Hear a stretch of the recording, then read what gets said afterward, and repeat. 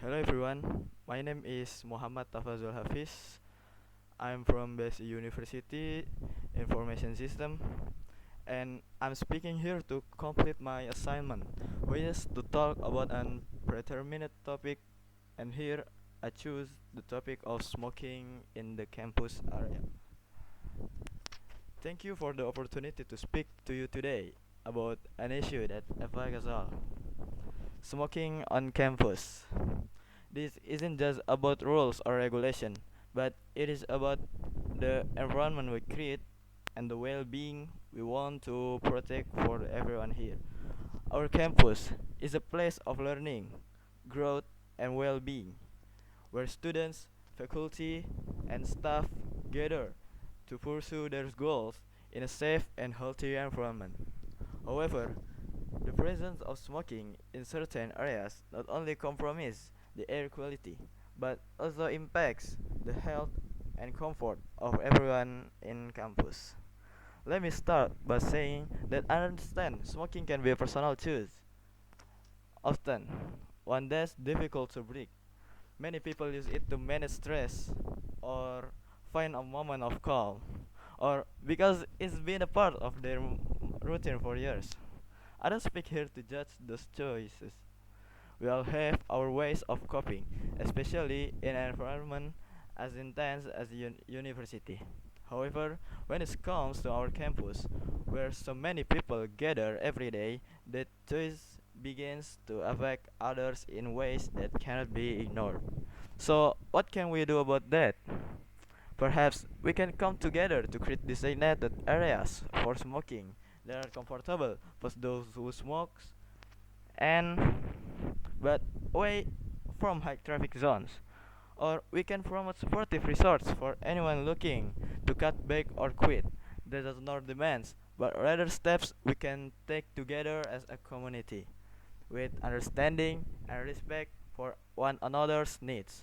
In conclusion, this isn't just about banning smoking, but is about a campus culture that support health, respect personal space, and values the well-being of everyone.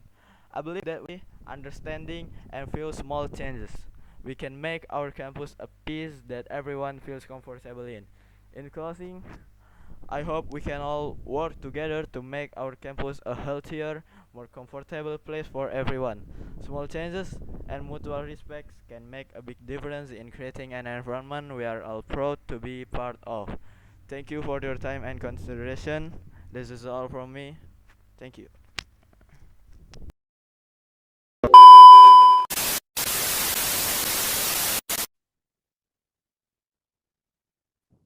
Okay, now we move to part two, which is a presentation.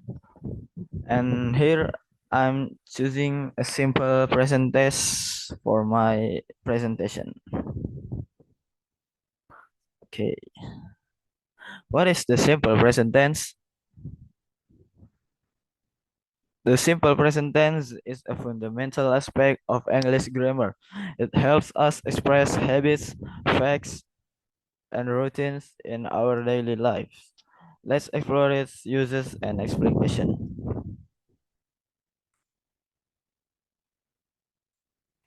Definition. The simple present tense describes an actions or states that are habitual, factual, or generally true. The form of a verb that expresses an action that is happening now or at the time of speaking. And when it use it, we use the simple present tense when an action is happening right now or when it happens regularly. Depending on the person, the simple present tense is formed by using the root form or by adding s or es to the end. Versatility. The simple present is more useful in any situation. One of them is regular habits or daily routine. Using this to express the idea that an action is repeated or usual. The action can be a habit, a hobby, a daily event, or something that often happens. For example, I play soccer. The school opens every morning at 7 a.m. He always forgot her bags. Next, facts or generalization. The simple present can also indicate the speaker believes that a fact was true before, is true now, and will be true in the future. It is not important if the speaker is correct about the fact. It is also used to make generalization about people or things. For example, cats like milks. Caracas is the capital of Venezuela. Windows are not made of wood. Next is schedule events in the near future. Speaker occasionally use simple present to talk about scheduled event in the near future. This is most commonly done when talking about public transportation, but it can be used with other scheduled events as well. For example, the bus leaving tonight at 6 p.m. When do we board the plane? The party starts at 8 o'clock. How to form the simple present tense? And here is three ways with base form, third person singular, and irregular verb. What is the first one is what is the base form? The base form is the original form of a verb without any change. For example, walk, play, read, sit, eat, and many things. How to form it? For most subjects, for IUV day, use the base form directly. Examples: I play, you eat, we read, they dance. For he, she, it, add s or us to the base form. For example, he walks, add the s in the last for he, she, it. Except first ending in osx and the things in here. For example, watch, fix, and other. First ending in a consonant plus y. Change y to I and add s in the last. For example, studies. Example in sentence with IUV day. I read books every day. You work hard. But when you use with he, she, it, here example. She runs every morning. It rains in the spring. And use don't or doesn't plus base form of the verb. For example, I don't like broccoli. He doesn't play football. 2. Understanding third person singular.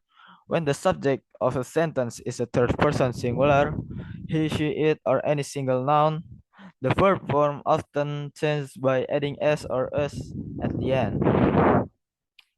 And here's the rules for the third person singular. For adding s, the most verbs simply add as the base form of the verb. From work to works. She worked at the hospital. Read to reads. He reads every morning. Or add is for verbs ending in this sentence. For verbs that end with this result, for example, finish to finishes. She finishes her homework early.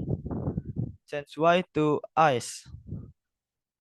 For example, cry to cries. The baby cries at night. Example of third person singular sentence. In the base form is go. With third person, goes. Example sentence: he goes to the gym every day. Watches, studies, play to plays. And here is examples. Can read it alone.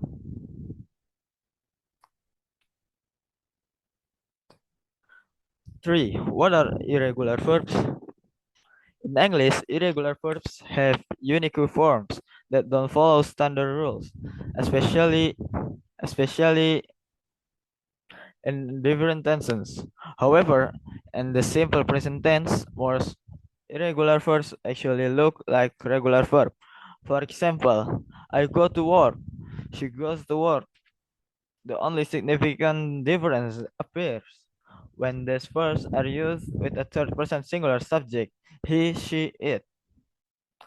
Irregular verb with third person singular.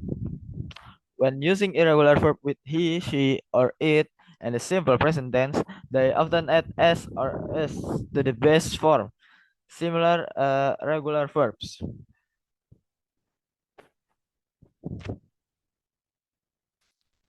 And here the example for irregular verbs with third person singular. With the base form be, have, go, say, be to is, have to has, go to goes, say to says. And here is example. She is happy. He has a new car. She goes to school every day. She says hello to everyone. And this is all from me. Thank you for your attention. And I'm sorry for the mistake that I've made. Thank you. Assalamualaikum warahmatullahi wabarakatuh.